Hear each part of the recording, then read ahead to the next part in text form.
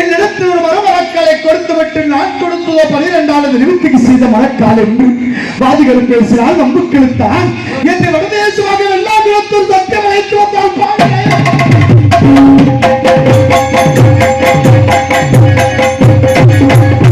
இந்த வடதேசமாக எல்லா குலத்து குமரியிலே உள்குமரி போன்ற பிறகு வரும் திருவாயில் இந்த குளக்கரையில் இருக்கின்ற மூக்கிற பிள்ளையை தூக்கி என்னுடைய பட்டால் எடுத்து வீசினேன் மூக்கரப்படையாறு முழுவதும் ஆகும் அந்தவன் மாமிச 16 கூறாக பட்டசாரி அந்தவன் மாமிசத்துக்கு ஈரம்பு காக்கை கழுவி தீண்டாமலை காப்புகளை கட்டி வைக்கிறோம். இந்த பாவி தண்ணியில் வரும்போது தமிழரசு கேட்டேன். என்னுடைய நெல்லிவளநாடு கோட்டைக்கு நேராக ஒத்தை பல சத்தம் காதில் விழுந்தது. அம்மா, என்னுடைய நெல்லிவளநாடு கோட்டைக்குத்தான் என் ஆபத்து அல்லது என்னுடைய தம்பி தங்கைக்குத்தான் என்ன ஆபத்து வந்துவிட்டதோ? இதோ செம்புகள் ஆசாரி மாமிசத்துக்கு எறும்பு காக்கை கருதி தீண்டாமலே காப்புகளை கட்டி வைக்கிறேன். காப்புகளை கட்டிவிட்டு வைக்கிறேன். இப்பொழுது நான்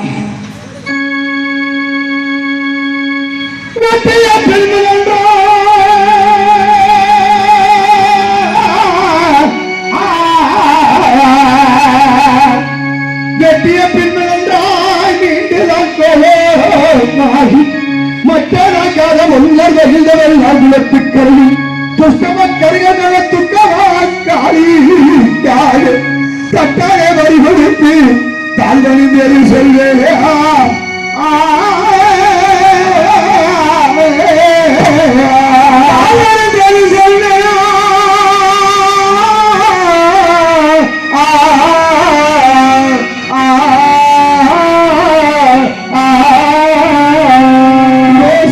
ஆசாரி மாமிசத்துக்கு இயல்பு காக்கை கழுவி தீண்டாமலை காப்புகளை கட்டி வைத்துவிட்டு இந்த பாவி தண்ணியில் வரும்போது தமிழரசு கேட்டேன்.